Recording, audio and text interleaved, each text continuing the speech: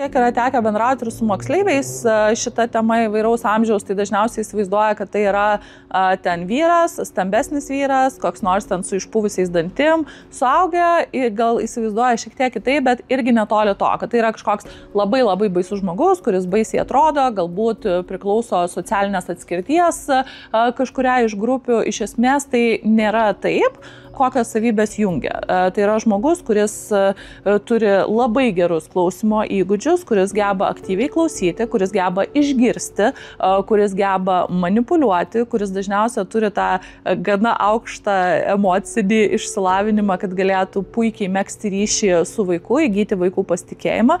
Tai taip pat gali būti grupė žmonių, kurie stengiasi būti kuo arčiau vaikų. Yra įvairios profesijos, kurios dirba su vaikais arba stengiasi būti ten, kur vaikų yra.